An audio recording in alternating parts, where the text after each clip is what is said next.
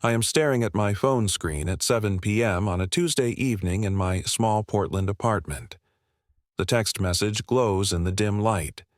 It is from my mother. 8 years of silence, and now this.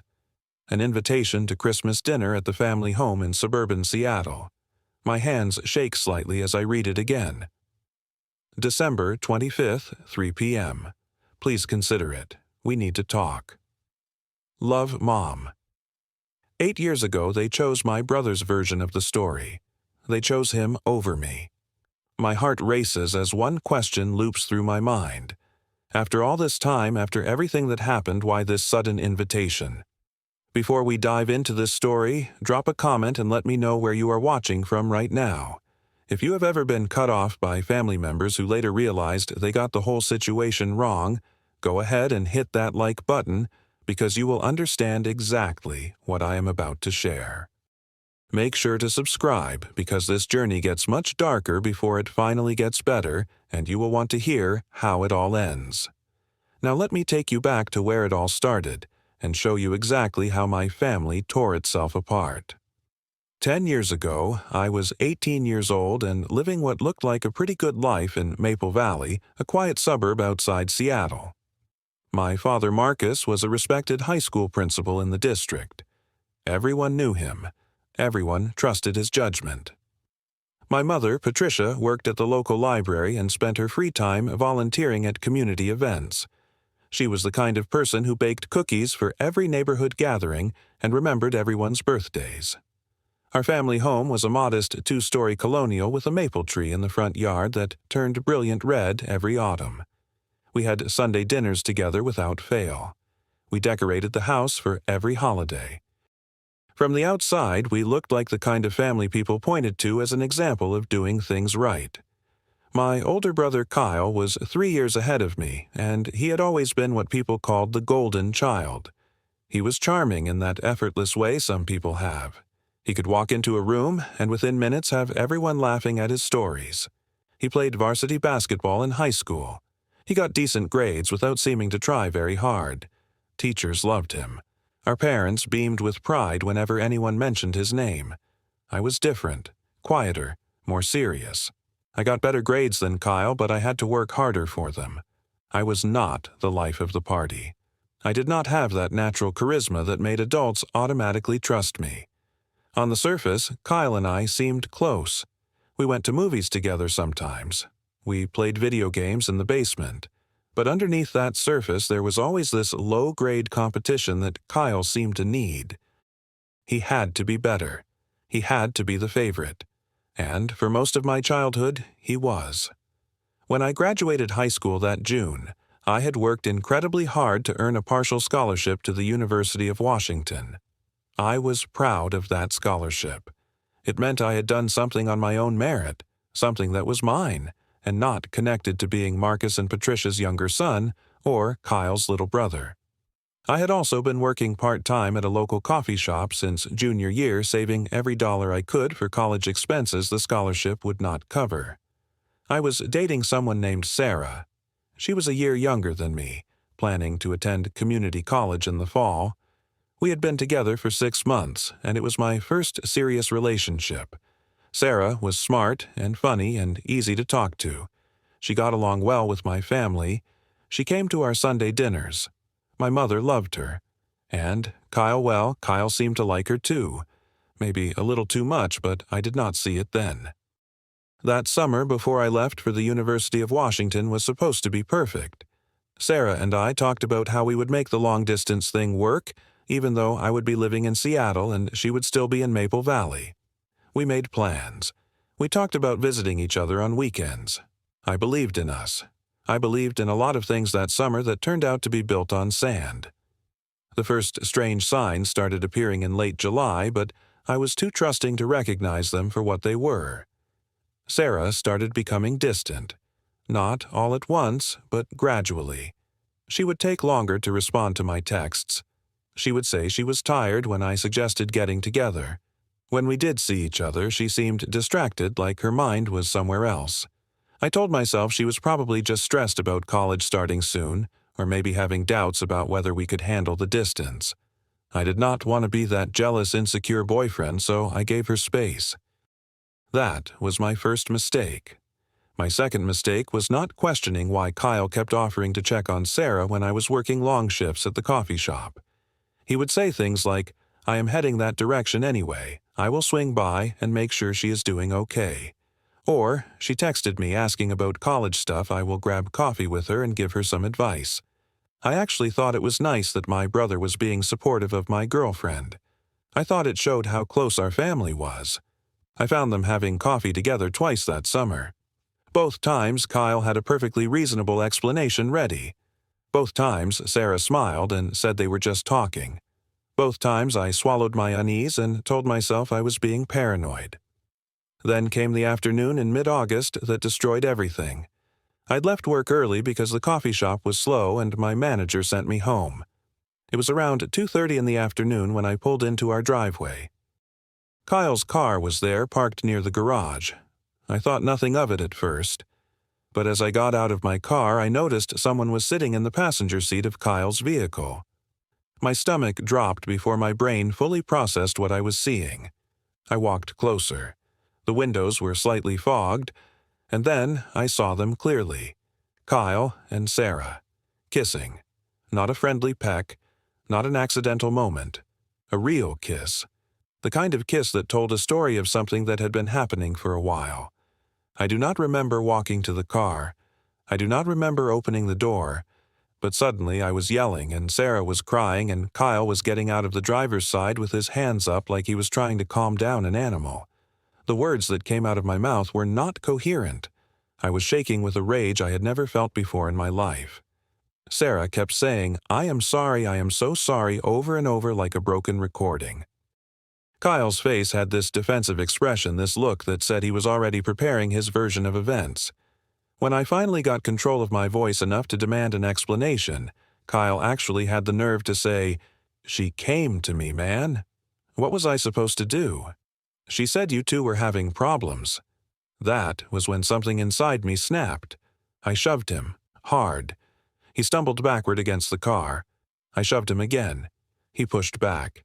We were shouting at each other, and then his fist connected with my shoulder and my fist connected with his face, and suddenly his nose was bleeding and he was on the ground, and I was standing over him breathing hard with my knuckles throbbing. That was the exact moment my parents came running out of the house. That was the exact moment my father saw Kyle on the ground with blood pouring from his nose and me standing there with rage all over my face. That was the moment everything I thought I knew about my family revealed itself to be a lie. The rest of that evening plays in my memory like a nightmare I cannot fully wake up from. My mother rushed to Kyle, helping him up, pressing a towel to his face. My father grabbed my arm and pulled me away, his voice sharp and commanding in that principal tone he used with misbehaving students. Inside the house, Kyle told his version of events first. He said I had attacked him without warning.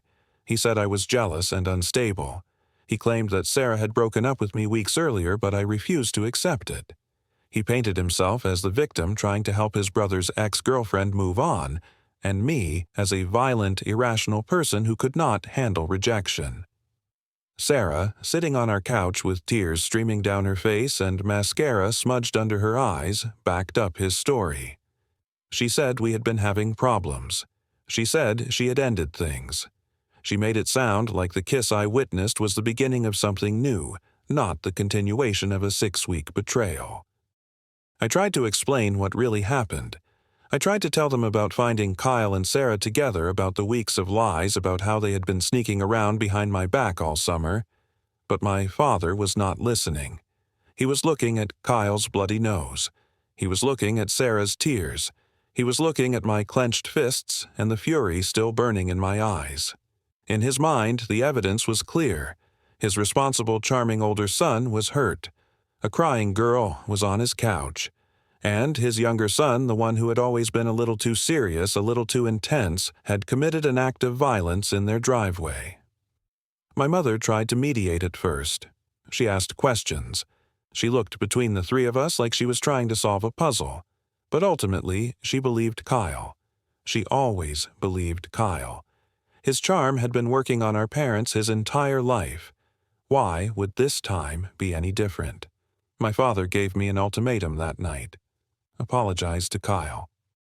Admit I had anger issues. Agree to get professional help. Or leave. Those were my options. I refused. I refused to apologize for defending myself against a betrayal. I refused to pretend I was the problem when Kyle had deliberately destroyed my relationship and lied about it. I refused to let them rewrite history to make their golden child look innocent. My father's face turned hard in a way I had never seen before. He said, "I will not have this violence and jealousy in my home. You need to leave until you are ready to take responsibility for your actions." So, that night at 18 years old, 2 weeks before I was supposed to start college, I packed a duffel bag with clothes and my laptop and my toothbrush. I walked out of the house I had grown up in. I did not say goodbye to my mother, who was upstairs in her bedroom with the door closed. I did not look at Kyle, who was in the kitchen with ice pressed to his face. I just left. I stayed with my best friend Jake's family for 2 weeks. His parents asked what happened, and I told them the truth. They believed me, which was something, but it did not fix the gaping hole where my family used to be. I tried calling my mother 3 times in those first few days. She answered once. Her voice was tired and sad when she said, "When you are ready to take responsibility, we can talk." Then she hung up. I did not call again. By the time the University of Washington's fall quarter started, I had moved into a cheap room near campus that I found on Craigslist. The guy who owned the house rented out 3 bedrooms to students. My room was barely big enough for a twin bed and a desk. The walls were thin. I could hear everything my housemates did. But it was mine, and nobody there had chosen my brother over me. That first year of college was the hardest year of my life. I was supposed to be excited about finally getting out of my small suburb and experiencing the independence of university life. Instead, I was depressed. My grades suffered. I could barely drag myself to classes. I worked 2 jobs to afford rent and food because my parents had cut me off completely. The partial scholarship covered tuition, but everything else was on me. I worked morning shifts at a campus cafeteria and evening shifts at a bookstore near Pike Place Market. I survived on ramen noodles and whatever free food I could get from the cafeteria. I missed holidays. Thanksgiving came and went with me alone in my room eating a sandwich. Christmas was worse. I saw photos on social media of my family's holiday celebration. Kyle was there grinning in an ugly sweater. My parents looked happy. There was no empty space at the table where I should have been. It was like I had been erased. Through mutual friends who still lived in Maple Valley, I heard updates I did not ask for, but could not avoid. Kyle and Sara broke up after 4 months. Apparently, she cheated on him too, which would have been funny if it did not still hurt so much. Kyle went to grad school for business administration. My parents paid for all of it. He got engaged 3 years after I left to someone named Amanda. I heard about the wedding through Facebook posts I saw before I finally blocked everyone. They got married at a vineyard in Woodinville. It looked beautiful in the photos. My parents were there beaming with pride. Aunts and uncles I had grown up with were there. I was not invited. I was not even mentioned. As far as my extended family knew, I was the violent younger brother who had attacked Kyle and refused to apologize. That was the story Kyle told everyone, and nobody questioned it. The years blurred together in a painful haze. I graduated from the University of Washington with a degree in project management. Nobody from my family came to the ceremony. I sat in that arena with thousands of other graduates and watched families hug and take photos and celebrate, and I felt completely alone. But I kept going. I got my first real job at a tech startup in Seattle. The pay was decent. I could finally afford a better apartment. I started building a life that did not include my family because I had no other choice. At 24, I moved to Portland for a better job opportunity at a different tech company. The change of scenery helped. Portland felt far enough away from Seattle that I could breathe without constantly worrying I might run into someone from my past. I made friends with my coworkers. I went to happy hours and hiking trips and game nights. I created what people call a chosen family people who actually cared about me and believed me and showed up when I needed them. But holidays still hurt. Every single one. I spent Thanksgiving at Jake's parents' house in Seattle a few times. They treated me like a son, which made me grateful and sad at the same time. Christmases were harder. I usually volunteered to work so my coworkers who had families could take time off. It was easier than sitting alone in my apartment thinking about what I had lost. When I was 25, something happened that broke me all over again. I was Christmas shopping at a mall in Seattle during a weekend visit to see Jake. I was walking past a department store when I saw her, my mother. She was by herself, carrying shopping bags, wearing a coat I did not recognize. She looked older, more tired. For a second, we just stared at each other. I saw tears form in her eyes. I thought maybe finally she was going to say something. She was going to apologize or at least acknowledge me. Instead, she looked away and walked in the other direction. She literally turned around and walked away from me like I was a stranger. I stood there in the middle of that crowded mall feeling like I was 18 again, packing a bag and leaving home. That moment broke something in me I thought had already healed. I started seeing a therapist when I turned 26. Her name was Dr. Chen, and she specialized in family trauma. I told her everything. She listened without judgment and helped me understand concepts I had never heard of before.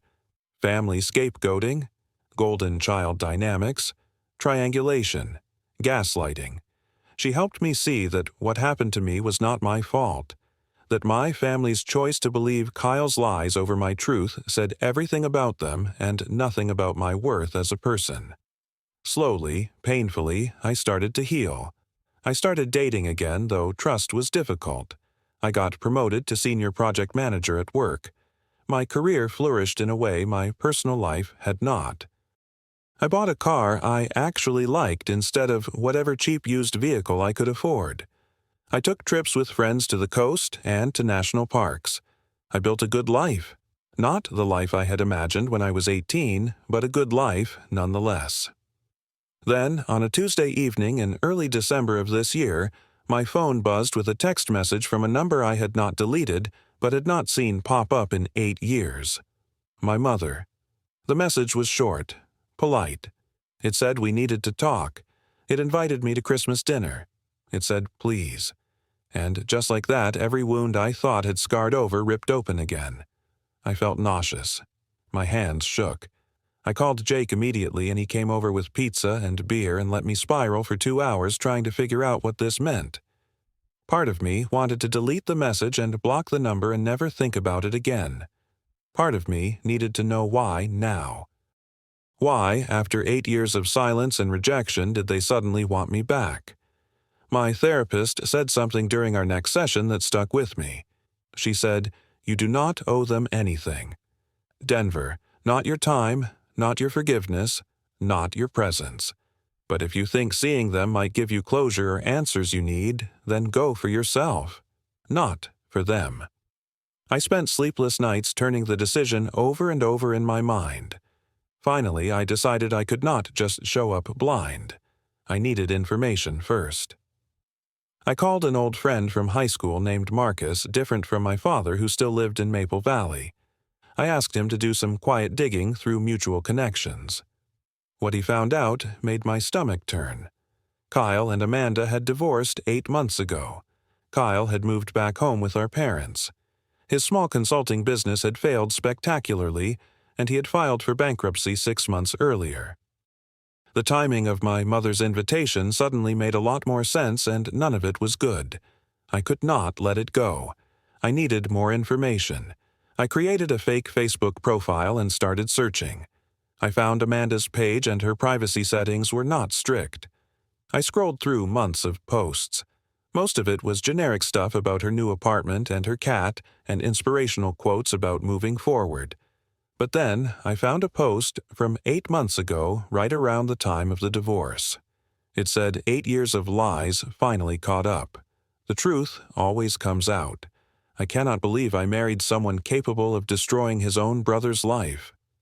The comments below were from her friends expressing support and shock.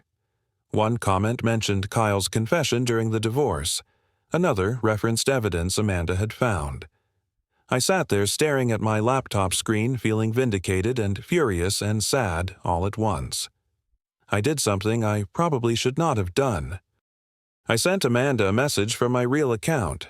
I explained who I was and said I had seen her post and wondered if she would be willing to talk to me. She responded within an hour. She said she had been hoping I would reach out. We talked on the phone for 90 minutes that night. Amanda told me everything.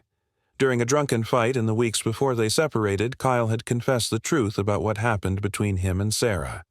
He admitted he had pursued Sara deliberately because he was jealous of my scholarship and the attention I was getting for my academic achievements. He told Amanda he had manipulated our parents with lies because he enjoyed being the only son in their eyes. For years he had carried this guilt, but he never admitted it to anyone. Then, during the divorce proceedings, Amanda found old text messages on an iPad Kyle thought he had wiped. Messages between Kyle and Sara from that summer 8 years ago. Messages that proved everything I had said was true. Amanda had taken those messages to my parents. She showed them the evidence. She told them what Kyle had confessed. She said my mother cried for hours. My father did not speak for 2 days. They finally knew the truth, but it had taken 8 years, and a daughter-in-law with receipts for them to believe their younger son over their golden child. Amanda told me more. She said Kyle was broke, completely broke. He needed a place to live, so he moved back home. But there was something else. My father needed heart valve replacement surgery. The insurance would cover the procedure, but recovery meant months of reduced income and expensive follow-up care. Kyle could not help financially because he had nothing. They had seen my social media posts about my promotion and my new car. Amanda's voice got quiet when she told me this part. She said my mother's invitation was not just about making amends. They needed me, not just emotionally, but financially. They wanted their son back now that they realized they had thrown away the wrong one, but they also needed someone who could help carry the family through a medical crisis. I hung up the phone and sat in the dark in my living room for a long time. The anger I felt was different from the rage of 18-year-old me in that driveway. This was cold, calculated, clear-eyed. They had chosen Kyle's lies over my truth. They had abandoned me when I needed them most. They had let me struggle alone through college and holidays and milestones. And now that Kyle had failed and they needed help, they remembered I existed. The invitation was not about love, it was about need. And that realization changed everything about how I was going to handle Christmas dinner. I decided to go to that dinner, but not for the reasons they hoped. I was not going to reconcile blindly. I was not going to hand over money and pretend the past 8 years had not happened. I was going to face them on my terms, armed with full knowledge of why they really wanted me there. I was going to take back control of my own story. I spent the days before Christmas preparing like I was getting ready for a business negotiation. I picked out a sharp charcoal suit and a crisp white shirt. I wanted to look successful, untouchable. I wrote down key points I wanted to make sure I said. I had a session with my therapist 2 days before Christmas where we practiced setting boundaries and responses to potential manipulation. I told Jake to expect a call afterward because I might need support. Christmas morning, I woke up early in my Portland apartment. I made coffee and sat by the window watching the rain and gathering my courage. The drive from Portland to Maple Valley takes about 3 hours depending on traffic. I left at noon. I put on a podcast about family dynamics and tried to stay calm. Every familiar exit off Interstate 5 brought back memories I had tried to bury. The suburbs north of Seattle looked exactly the same. When I finally pulled onto my childhood street, my heart was pounding so hard I could hear it in my ears. The house looked smaller than I remembered. The maple tree in the front yard was bare, its branches dark against the gray December sky.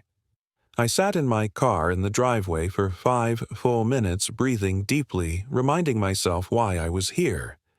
The walk from my car to the front door felt like miles, even though it was maybe 30 feet. I did not knock. I did not ring the bell.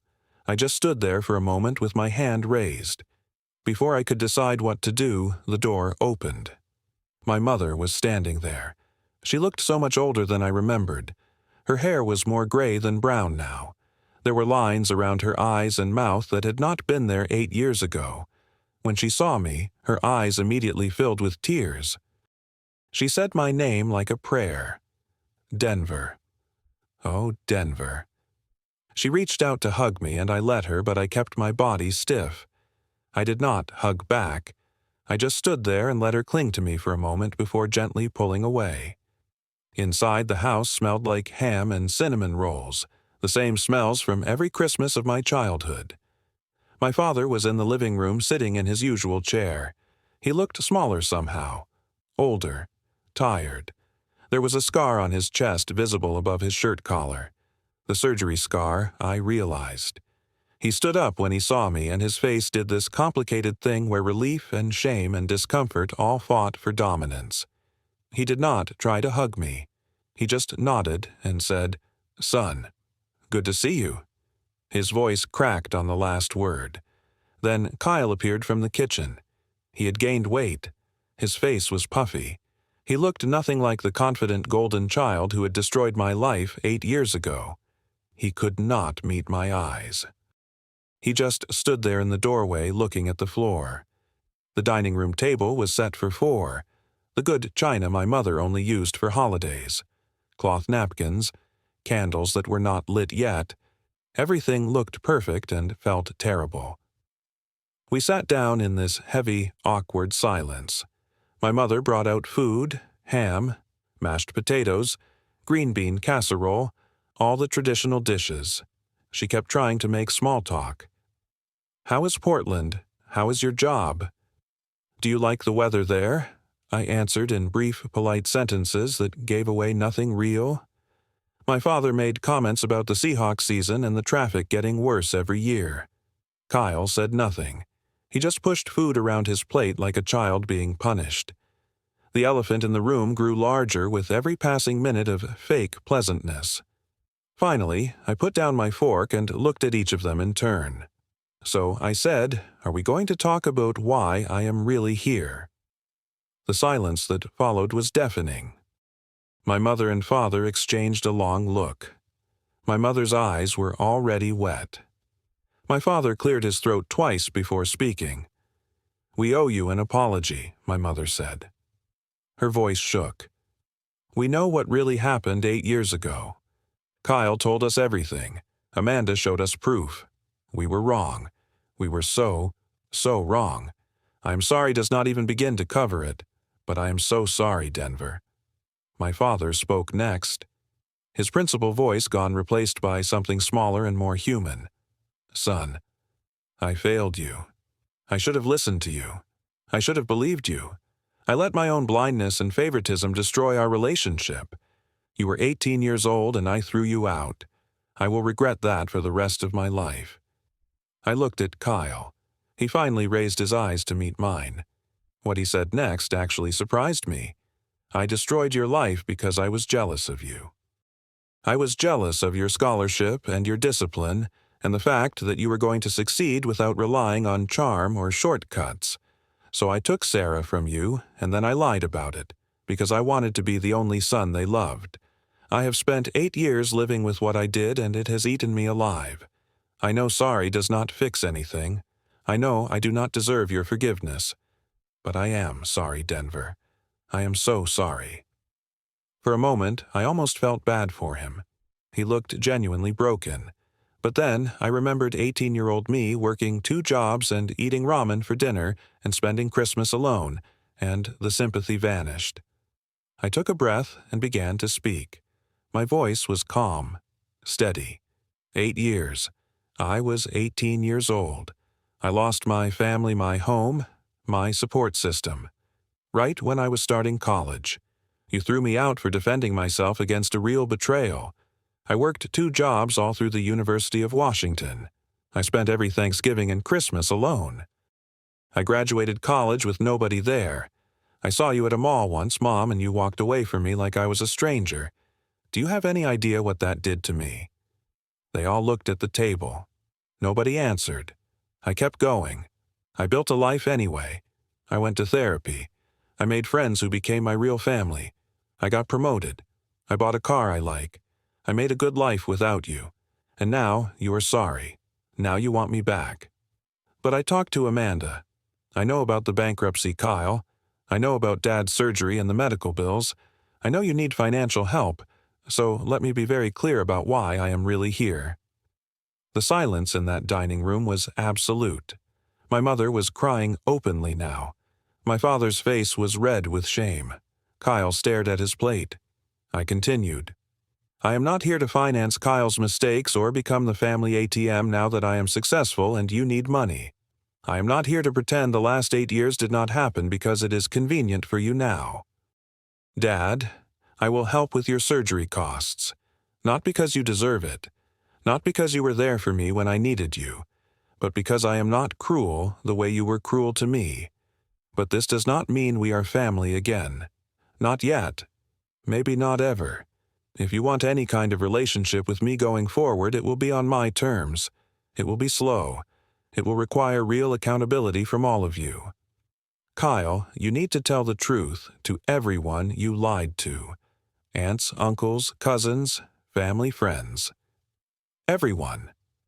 You are going to publicly admit what you did. Mom and Dad, you need to understand that your apology today does not erase what you did. Trust is not rebuilt with one conversation. It is earned back slowly, if at all." My mother spoke through her tears. "Whatever you need, Denver, whatever it takes, we will do it. I will spend the rest of my life making this right if you let me." My father nodded, his eyes wet now, too. "You have every right to set the terms here. We will respect whatever boundaries you need." Kyle looked up at me with tears streaming down his face. "I will do it. I will tell everyone the truth. I will spend the rest of my life trying to make this right even though I know I probably cannot. I will do whatever you ask." I stood up from the table and pulled an envelope from my jacket pocket. I had prepared it before coming. Inside was a check and a letter from my lawyer with details about the medical expense arrangement. I placed it on the table in front of my father. "This covers 70% of your surgery costs and the first 3 months of follow-up care. The rest you can manage yourselves, or Kyle can figure out how to contribute. This is a one-time gift. It does not obligate me to anything further." I put my coat back on. My mother stood up like she was going to try to stop me. I held up a hand. "Do not contact me unless I reach out first. If I decide to rebuild something with any of you, it will be my choice and my timeline. I will think about whether I want that. Right now, I honestly do not know." I walked to the front door. My father called after me. "Denver, thank you. For the help. For coming here. For giving us any chance at all." I did not turn around. I just opened the door and walked out into the cold December afternoon. The drive back to Portland felt lighter than the drive there. I had done what I came to do. I had taken back my power. I had set my terms. Whatever happened next would be my choice, not theirs. The weeks after Christmas were strange. I had my lawyer handle the transfer of funds for my father's medical expenses. 70% as I had promised. No more. I blocked all their numbers temporarily because I needed space to process everything. Surprisingly, I felt more at peace than I had expected. Something about facing them and speaking my truth had lifted a weight I did not fully realize I was carrying. I was not happy exactly, but I was not that angry 18-year-old anymore either. I was someone who had survived, someone who had built a life despite them. That felt like enough. 2 weeks into January, I started getting phone calls and messages from extended family members. Aunts, uncles, cousins I had not heard from in 8 years. Kyle had kept his word. He was telling people the truth. Some of the messages were apologies. Some were awkward attempts to reconnect. I responded to a few. The ones that felt genuine. The ones where people took actual accountability for believing lies without ever asking my side. I declined others. I was learning that I got to choose now. I got to decide who deserved access to my life and who did not. That realization was freeing in a way I cannot fully explain. My father's surgery happened in late January. I heard about it through one of the cousins who had reached out. It went well. He was recovering at home. Kyle sent me a letter in February. Not a text or an email, but an actual handwritten letter. In it, he detailed the steps he was taking. He had joined a therapy group for people dealing with guilt and shame. He was working 2 jobs to start rebuilding his finances. He had told everyone the truth, even people who did not know me, because he wanted to be accountable publicly. He said he did not expect forgiveness, but wanted me to know he was trying to become someone worthy of a second chance someday. I put the letter in a drawer and did not respond. I was not ready yet. My mother started sending weekly emails. Nothing demanding, nothing manipulative, just updates. Dad is doing physical therapy. The garden is starting to bloom. I tried that new coffee shop in Maple Valley. She never asked for replies. She just sent them like she was leaving breadcrumbs for me to follow if I ever wanted to. In March, I responded to one. It was brief. I'm glad Dad is recovering well. That was all. But it was something. It was me deciding to leave a door slightly open, just a crack, to see what happened. Spring came to Portland with cherry blossoms and longer days. I got promoted again at work. I started dating someone new, a woman named Elena, who worked in our marketing department. She was kind and patient and did not push me to explain my complicated family situation before I was ready. When I finally did tell her, she listened without judgment and said, "It sounds like you handled an impossible situation with a lot of grace." That meant more to me than she probably knew. I found myself able to trust her more easily than I had trusted anyone in years. The old wound was not gone. It probably never would be fully gone, but it was not controlling my life anymore. By summer, I had coffee with my mother, just once. In a cafe halfway between Portland and Seattle. We sat outside in the June sunshine, and she told me how proud she was of the person I had become despite everything they had done to me. She did not make excuses. She did not try to minimize what had happened. She just took responsibility and told me she understood if I never fully forgave her. I told her I was not there yet.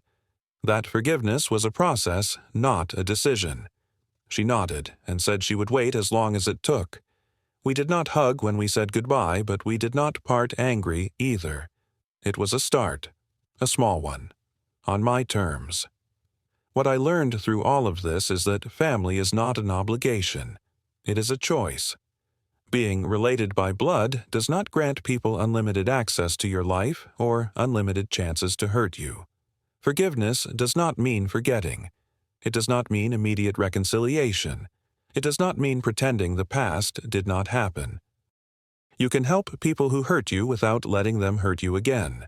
You can set boundaries and still be a good person. You can walk away from toxicity even when that toxicity comes from the people who raised you. And most importantly, your worth is not determined by whether your family loves you correctly. You are valuable because you exist, because you survived, because you built something good out of the wreckage they left you with. I still do not know if my family and I will ever be truly close again. Some days I think maybe we can build something new on top of the ruins. Other days I think the damage is too deep and too permanent. I wonder sometimes if they would have reached out if they had not needed something from me. I will probably never know the answer to that for certain, and I have made peace with that uncertainty. What matters is that I took back my story. I refused to let their version of events define me. I proved to myself that I could survive alone, that I could thrive alone. Anything we rebuild now is extra. It is not essential to my happiness or my sense of self. And that freedom, that self-sufficiency, is the real victory. Sometimes the family you were born into has to lose you completely before they understand your value. And sometimes by the time they figure it out, you have already learned that you are valuable all on your own. That is not sad. That is not a tragedy. That is just growth. That is you becoming the person you were always meant to be, with or without their approval. And if they are lucky, if they do the work, maybe they get to witness that person from a distance and slowly earn their way back into your life. but it will be on your timeline, your terms, your choice, because you survived them and now you get to decide what comes next. So let me ask you something. Have you ever had to set boundaries with family members who hurt you? Have you ever walked away from people you loved because staying was destroying you? Drop your thoughts in the comments below. I would love to hear your story. If this resonated with you, hit that like button and subscribe to this channel for more real stories about navigating difficult family dynamics and finding your own path forward. Share this video with someone who might need to hear that it is okay to choose yourself even when it is hard. Thank you for listening to my story. I hope it helped you feel a little less alone in whatever you are going through. Take care of yourselves out there, and remember that your worth is not up for debate. Happy healing to all of you.